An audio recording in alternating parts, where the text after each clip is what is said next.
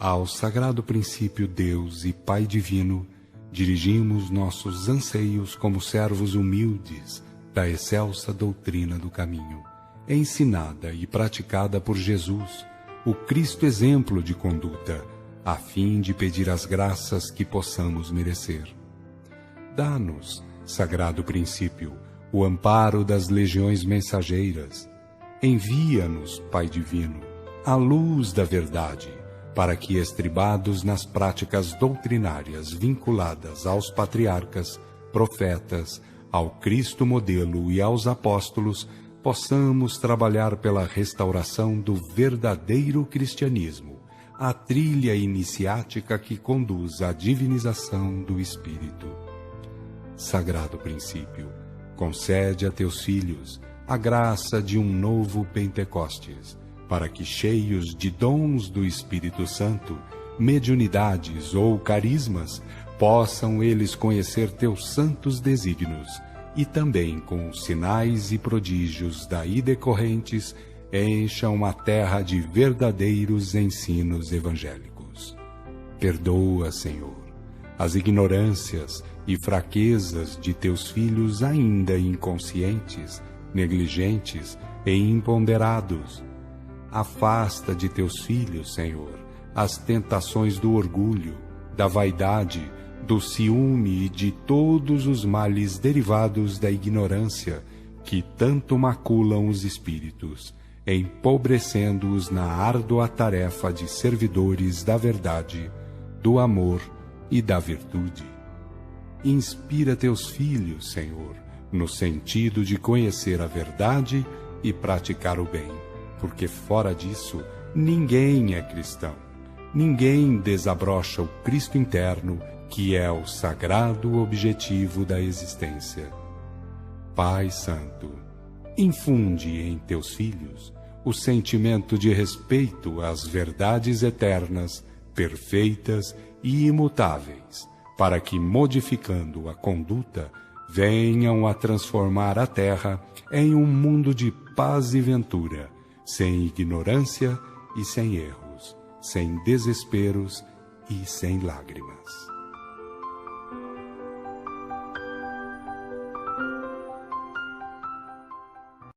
Todos nós já sabemos, já estudamos o que é o Espiritismo, mas a alavanca libertadora das consciências. O que é isso? Por que ele é a alavanca libertadora das nossas consciências?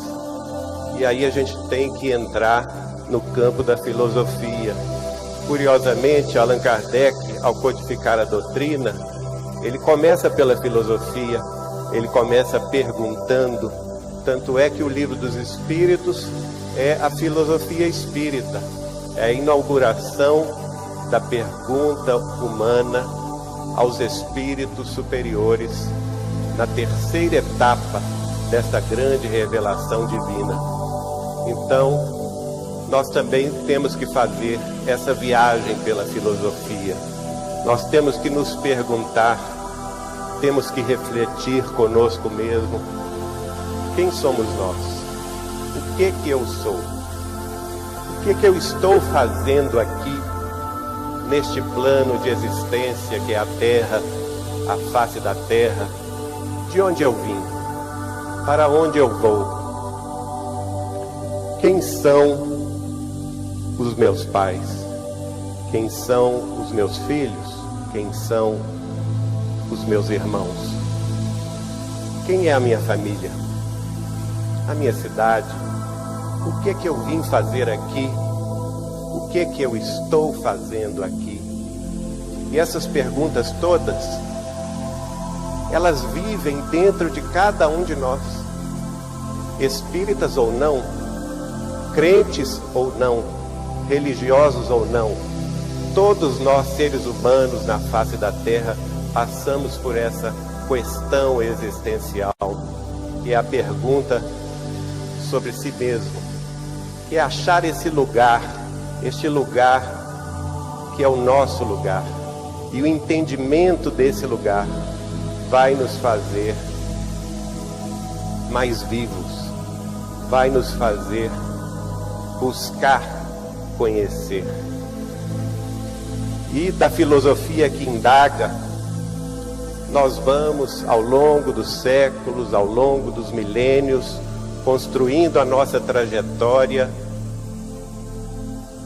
e descobrindo as leis da natureza, pela ciência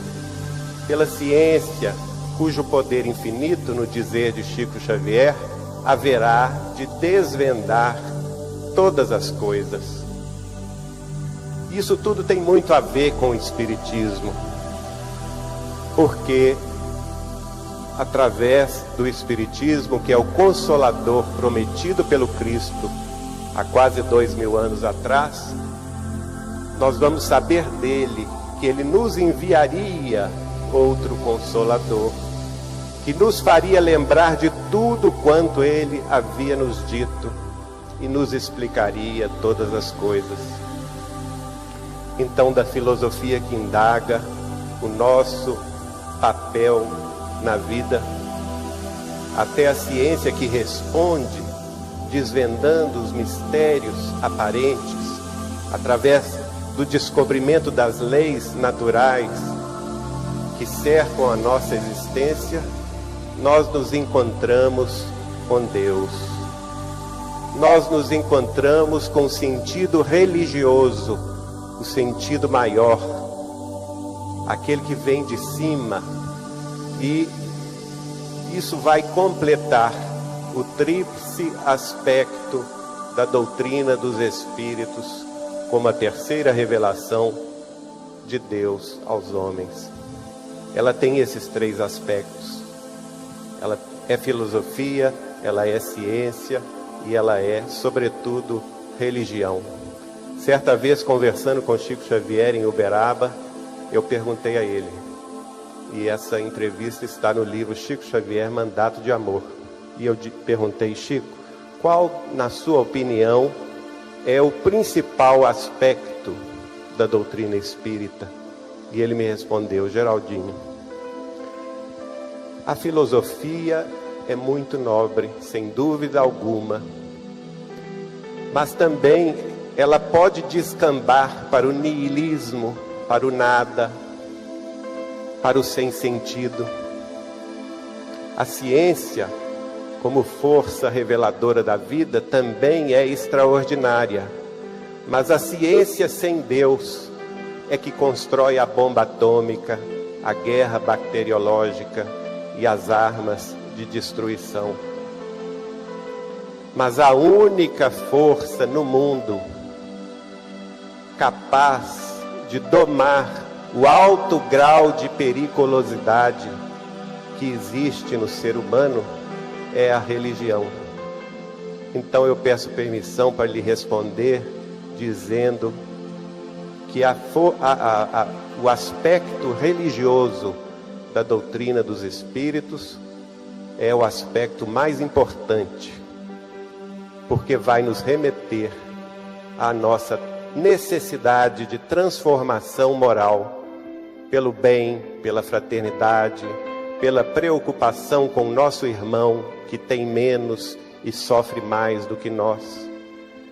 E este impulso de amor que vem dos céus e nos abarca a todos, nos faz progredir pelo sentimento, nos faz entender o nosso papel diante da vida. Isso já começa a responder a pergunta sobre o papel do Espiritismo como nossa alavanca de elevação das nossas consciências. E é muito importante nós entendermos tudo isso. Basta que lancemos o olhar para a natureza em torno, embora saibamos que a Terra ainda seja um planeta de expiações e de provas, assim como foi revelado a Allan Kardec no século XIX, é uma terra linda. Basta que lancemos o olhar em torno de nós, nos mares, nas montanhas, nas nuvens, nos céus, nas flores, nas árvores, nos pássaros, nos animais. Basta que olhemos a madrugada e contemplemos o universo em torno de nós e nos maravilhemos, para termos um pouco do sentido do que é Deus para nós em nossas vidas, já que Ele, o Pai Criador, a causa primária de todas as coisas, é quem fez tudo isso, é quem nos fez. E essa mão que haverá de nos levantar ao voo da inteligência para a sabedoria e ao voo do sentimento para o amor, esta mão que Ele nos dá é o Espiritismo. Esse sentimento deve nos envolver a todos, num sentido de reverência profunda, de fé e gratidão, que haverá um dia de nos irmanar a todos, todos nós, porque todos nós vamos buscar o ensinamento de um Espírito que falou através da psicofonia de Chico Xavier. Isso está lá no livro Instruções Psicofônicas, editado pela FEB, no capítulo 38. E o Espírito é o Espírito de Lourenço Prado. E ele vai definir saúde e doença da seguinte forma: saúde é o pensamento em harmonia com a lei de Deus. Doença é o processo de retificar o pensamento, corrigindo erros e abusos perpetrados por nós mesmos ontem ou hoje diante dela. A saúde é o pensamento em harmonia com a lei de Deus. Então, para a gente entender a saúde, segundo os espíritos superiores que instruíram a mediunidade de Chico Xavier, nós temos que penetrar no entendimento da harmonia com a lei de Deus. Então, qualquer esforço humano no sentido de compreender a saúde integral tem necessariamente que penetrar nos domínios da lei de Deus, nos domínios da harmonia com a lei de Deus. E nós vamos buscar no capítulo 1 da Gênesis de Moisés, no versículo 26, esta frase que diz assim: e disse Deus, façamos o homem à nossa imagem, conforme a nossa semelhança. A criação divina, curiosamente colocada no livro de Gênesis, está no plural. Façamos o homem. Mais tarde, isso vai ser compreendido muito mais tarde, quando André Luiz, escrevendo o livro Evolução em Dois Mundos, vai dizer que tanto Deus cria em plano maior, quanto cada um de nós, seres humanos, também cria em plano menor. Então a criação, ela se transmite também através do processo de criação, através do processo de evolução. E todas as criaturas, de certa forma, estão engajadas neste processo, colaborando consciente ou inconscientemente com ele. Façamos o homem à nossa imagem e semelhança. A princípio, Emmanuel vai comentar isto no livro Pensamento e Vida, de Chico Xavier, dizendo que a imagem de Deus é o pensamento divino que se transmite ao campo de toda a criatura, nele se espelhando de acordo com a evolução daquela criatura. E a semelhança de Deus é a vida divina, que é o amor do Pai para com as suas criaturas, que vai também imprimir no campo de toda criatura a necessidade deste amor. E nós contemplamos o universo à nossa volta, contemplamos a nossa casa galáctica. Nós estamos vendo aí a formação da nossa Via Láctea, que é a nossa casa galáctea, como se fosse uma cidade interestelar.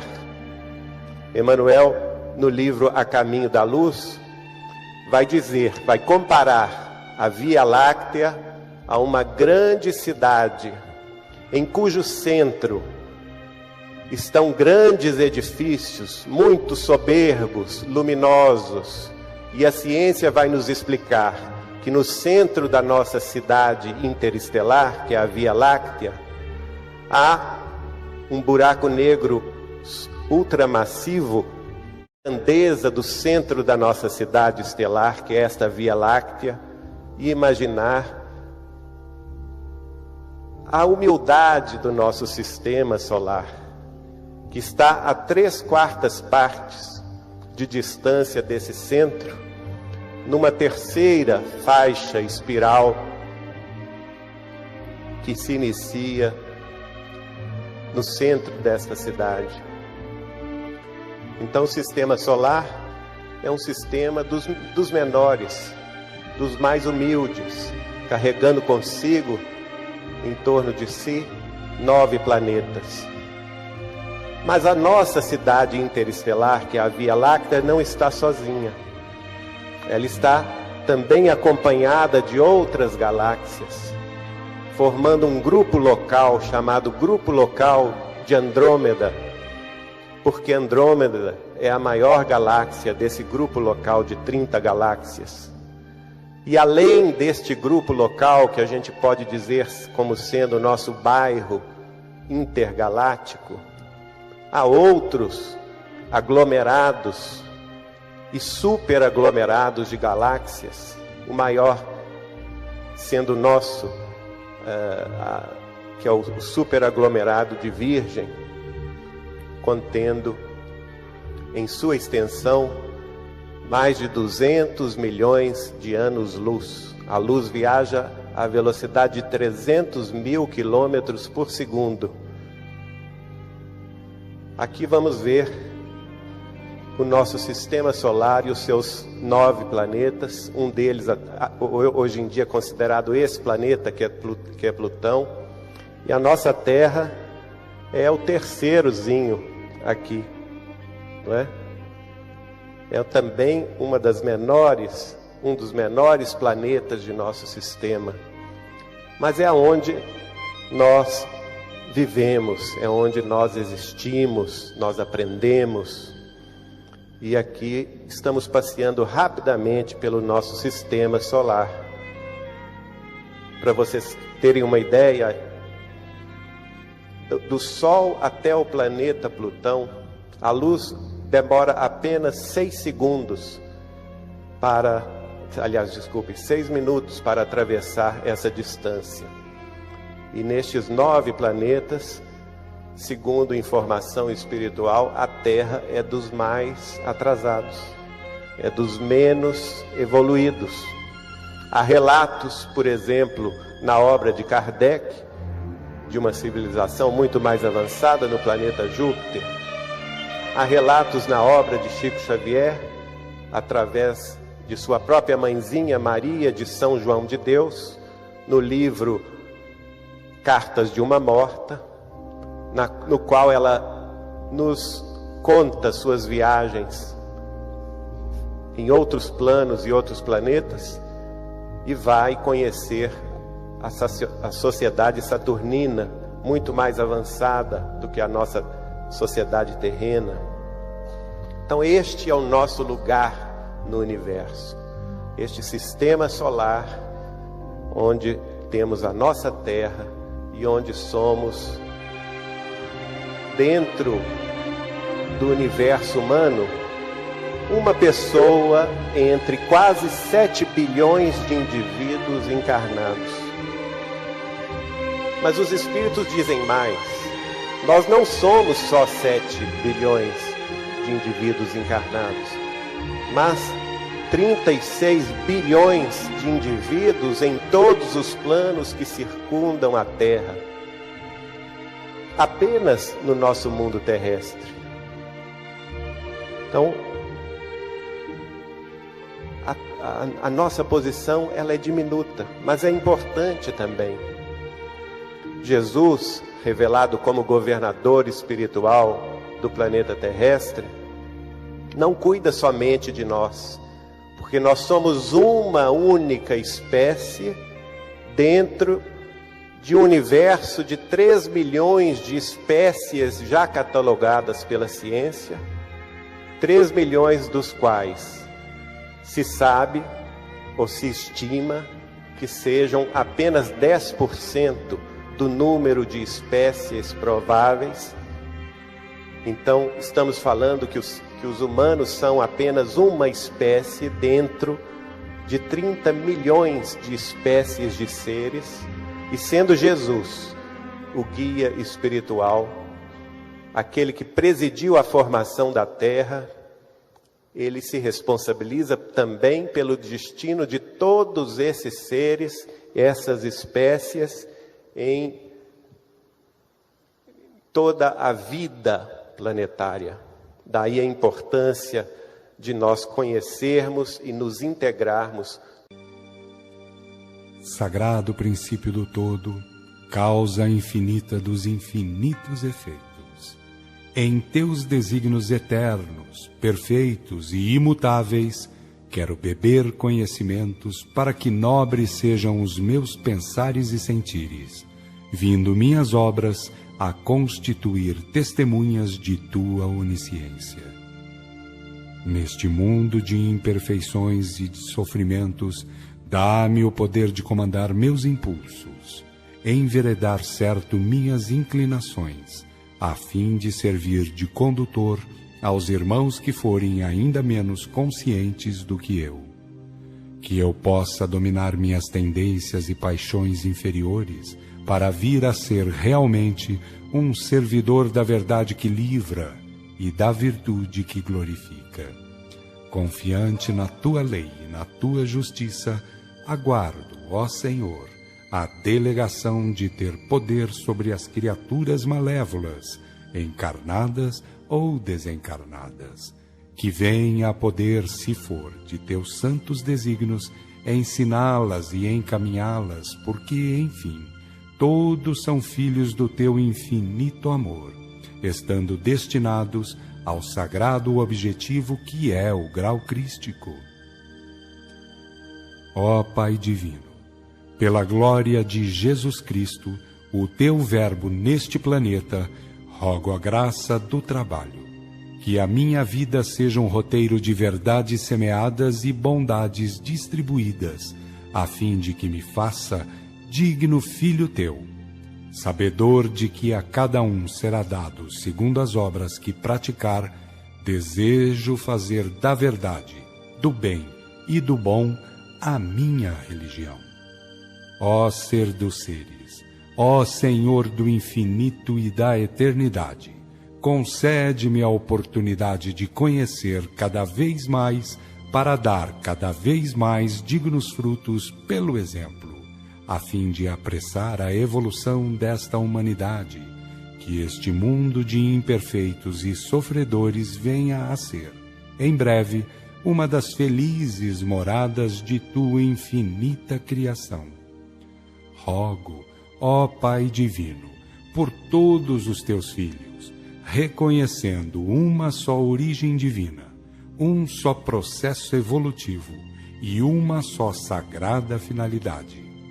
Desejo a graça de tua justiça para em teu santo nome convidar a todos no sentido de saber certo, sentir bem e proceder com dignidade.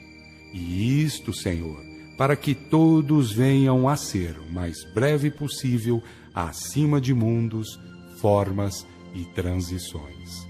ó Supremo Espírito, essência divina que tudo manifesta, sustenta e destina. É no teu seio de luz, glória e poder que mergulhamos os nossos pensares e sentires para aí render graças pela tua divina paternidade.